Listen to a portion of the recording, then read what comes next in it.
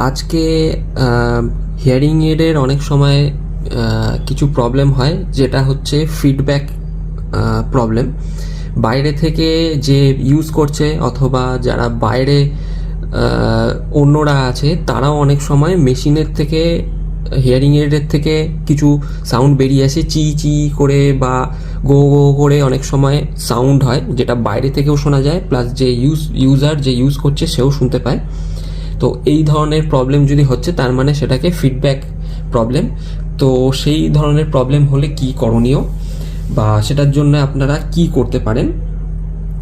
তো প্রথম জিনিস হচ্ছে, সেটার জন্যে যেটা দায়ী হচ্ছে সেটা হচ্ছে কানে যে পোর্শনটা আপনার ভেতরে ঢুকছে, সেই পোর্শনটা কানে ঠিক মতন আপনার লাগছে না, যার জন্যে সাউন্ড কিছুটা লিক হচ্ছে এবং সেই সাউন্ডটাই লিক হয়ে আবার হিয়ারিং এডে ফেরত যাচ্ছে এবং ফিডব্যাক লুপ তৈরি হচ্ছে, যার জন্যে সেই ফিডব্যাক সাউন্ডটা হচ্ছে।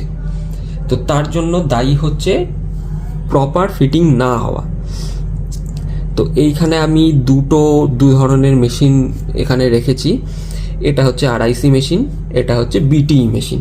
বিটিই মেশিনে এই রকমের বিটি টিপ লাগানো থাকে। তো এই ধরনের টিপটা যদি ঠিক মতন না লাগানো হয়, সেই আওয়াজটা হবে। তো প্রথমে করণীয় যেটা হচ্ছে, কানে এটাকে ভালো করে চেপে লাগিয়ে দেখা বা কিভাবে লাগালে সেই আওয়াজটা বন্ধ হচ্ছে সেটা টেস্ট করা। যদি দেখছেন যে লাগানো সব রকম ভাবে চেষ্টা করলাম তাও সাউন্ড হয়েই যাচ্ছে, তাহলে এই মাথাটাকে পাল্টাতে হবে। অনেক সময় এই পাইপটা হার্ড হয়ে গিয়ে থাকে, তো এই পাইপটা পাল্টানোর পর সেই প্রবলেমটা ঠিক হয়ে যেতে পারে, অনেক সময় নাও হতে পারে। তো যেটা করতে হবে, এই যে এই মুখটা কোন মানে সাইজটা প্রপার ফিটিং হচ্ছে সেটা আপনাকে দেখতে হবে। তো আপনি আপনার যে অডিওলজিস্ট আছে, নিয়ারেস্ট যে অডিওলজিস্ট আছে, তার কাছে যাবেন। তো বিভিন্ন সাইজের এই বিটি টিপ হয়। এইটা দেখুন একটা সাইজ, এইটা 0 নম্বর। এরপরে এই একটা সাইজ হয়, এটা হচ্ছে 1, তারপরে 2, 3 আর 4। তো এই বিভিন্ন সাইজের এরকম টিপ হয়, প্রত্যেকটা ছোট থেকে বড় হিসাবে আছে। এইগুলোকে ফ্যাট বেস বিটি টিপ বলে। এই দুটোর দেখুন পেছন দিকটা মোটা মোটা, যাতে প্রপার ব্লকিং হয় কানে গিয়ে। তো সেটার জন্য এরকম মোটা ফ্যাট বেসেরও টিপ পাওয়া যায়। তো অডিওলজিস্টের কাছে গিয়ে বিভিন্ন এরকম টিপ লাগিয়ে লাগিয়ে টেস্ট করে দেখবেন যে কোনটাতে সব থেকে কম সাউন্ড হচ্ছে। এরপরে যেসব ডিজিটাল যে মেশিনগুলো হয়, সেই ডিজিটাল মেশিনে যে সুবিধা হয়, ফিডব্যাক ক্যালিব্রেট করা যায়।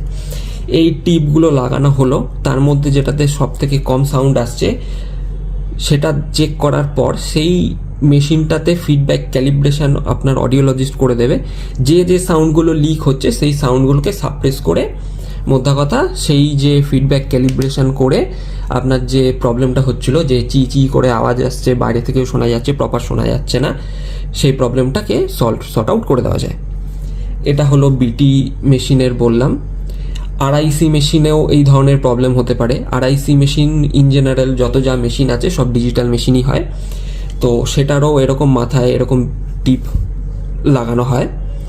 এইখানে দেখছেন এটা ফ্ল্যাট টাইপের এক ধরনের টিপ আছে। এছাড়াও অনেক ধরনের টিপ হয়। এইটা যখন আরআইসি মেশিন হয়, আরআইসি মেশিনে এটাকে আমরা টিপ না, এটাকে আমরা ডোম বলি, ইয়ার ডোম। তো এইটা একটা টাইপের। এইটা দেখুন ডবল লেয়ারের একটা আছে, এটা সিঙ্গেল লেয়ারের আছে। এগুলো ক্লোজ ডোম, এটা পাওয়ার ডোম বলি এটাকে আমরা, ডবল লেয়ারের, এটা ক্লোজ ডোম। তারপর কিছু থাকে ভেন্ট থাকে, কিছু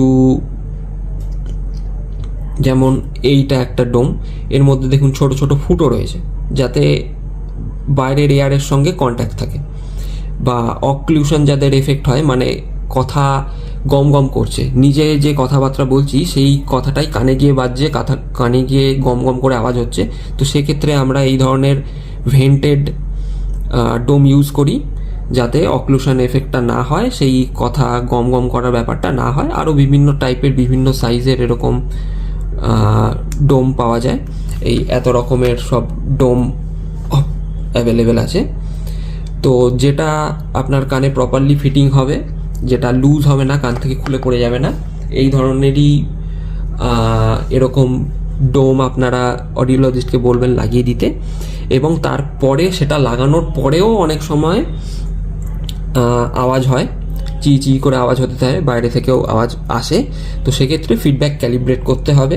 সে আপনার যে অডিওলজিস্ট আছে সে মেশিনটাকে সফটওয়্যারে কানেক্ট করে ফিডব্যাক ক্যালিব্রেশন করে দেবে, তারপর আর আওয়াজ হবে না। এরপরে ধরুন অনেক সময় হয় আপনার লস খুব বেশি আছে, মেশিনের কভারেজের মধ্যে আসছে না। মেশিনের কভারেজের মধ্যে হিয়ারিং এড না এলে অবশ্যই নেবেন কেন, তো মানে মেশিনের যে পাওয়ারে সাউন্ডটা দিচ্ছে, সে শোনানোর জন্য যতটা সাউন্ড রিকোয়ার্ড, সেই রিকোয়ারমেন্টটাকে ফুলফিল করতে গিয়ে অনেক সময় ফিডব্যাক ক্যালিব্রেট করার পর সাউন্ডটা অনেকটা সাপ্রেস হয়ে যায়, প্রপার সাউন্ড পৌঁছায় না। যেহেতু ফিডব্যাক ক্যালিব্রেট করলে সাউন্ড রিডিউসড হয়ে যায়, কিছু ফ্রিকোয়েন্সিতে সাউন্ড রিডিউসড হয়ে যায়।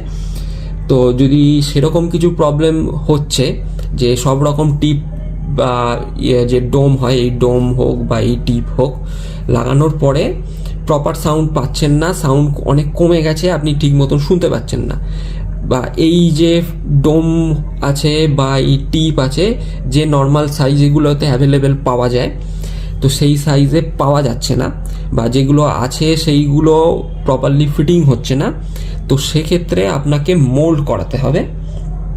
মোল্ড জিনিসটা কি, এক ধরনের কানের মধ্যে সিলিকনের একটা লিকুইড টাইপের, সেমি লিকুইড বলবো, সেটা কানে দিয়ে আপনার কানের ভেতরের যে ছাপ আছে সেই ছাপটাকে বার করে আনা হয়, দিয়ে সেইটা ল্যাবে যাওয়ার পর এই যে দেখছেন পাইপটা আছে, এই পাইপের মাথায় এই যে পোর্শনটা আছে, এই পোর্শনটার জায়গায় সেই আপনার যে কানের মাপ নেওয়া হয়েছিল সেই মাপ অনুযায়ী কানের মোল্ড তৈরি হয়ে আসে। সেটা আপনার যে অডিওলজিস্ট আছে তাকে বলবেন, সে যদি মনে করে যে করতে হবে তো সেই রেকমেন্ড করে দেবে। তো সেই ফিডব্যাক প্রবলেম যদি থেকে থাকে তো অনেক সময় সেই মোল্ড করলে সেই প্রবলেমটা কেটে যাবে, কারণ সেই জিনিসটা যে মোল্ডটা হবে সেটা আপনার কানের মাপ অনুযায়ী হবে, সেটা থেকে সাউন্ড লিক করার সম্ভাবনা অনেক কম। তো এই ধরনের বিটি মেশিনেরও কানের মোল্ড হয়, 3-4 রকমের হয়, তো সেইটা করালে আপনার ফিডব্যাকের প্রবলেম ঠিক হয়ে যাবে। এই যে আপনার নর্মাল আরআইসি মেশিন, যেগুলো হচ্ছে receiver in the canal machine বলা হয়, এই মেশিনের এই ডোমও যদি প্রপারলি ফিট না হয় তো রিসিভার মোল্ডও করা যায়। সেক্ষেত্রে এই যে জিনিস পোর্শনটা আছে, এই ডোমটাকে খুলে এই রিসিভারটা যেটা আছে ভেতরে সিলভার কালারে দেখতে পাচ্ছেন, এই পোর্শনটাকে ওরা আপনার যে কানের মাপ আছে সেই শেপ দিয়ে এই জিনিসটাকে সেই জিনিসটার ভেতরে ঢুকিয়ে দেওয়া হয়, মানে মোল্ডটার ভেতরে আপনার রিসিভারটা থাকবে। তো সেটা হচ্ছে আপনার রিসিভার মোল্ড। তো সেটাও করাতে পারেন যদি ফিডব্যাক প্রবলেম হয়। তো আশা করলাম আপনাদের কোনো যদি ডাউট থেকে থাকে ফিডব্যাক রিলেটেড, বা কানে যে আওয়াজ হয় মেশিন পড়ার পর চি করে যেটা বাইরে থেকে শোনা যায়, সেই ধরনের প্রবলেম হলে এই স্টেপগুলো আপনারা নিতে পারেন। এই কোনো স্টেপই আপনি বাড়িতে বসে নিতে পারবেন না, তার জন্য আপনাকে অডিওলজিস্টের কাছে যেতে হবে। আর হ্যাঁ, যদি ফার্স্ট যেটা করা সেটা হচ্ছে কানের ঠিক মতন লেগেছে কিনা সেটা চেক করা। সেটা যদি লেগে গিয়ে থাকে তাহলে আশা করি সেখানেই প্রবলেম সলভ হয়ে যাবে। যদি না লাগাতে পারছেন অথবা লাগানোর পরেও সেই প্রবলেমটা থেকে যাচ্ছে, তখন আপনাকে সেই অডিওলজিস্টের কাছে গিয়ে যোগাযোগ করতে হবে, সে আপনার প্রবলেমটাকে সলভ করে দেবে। Thank you.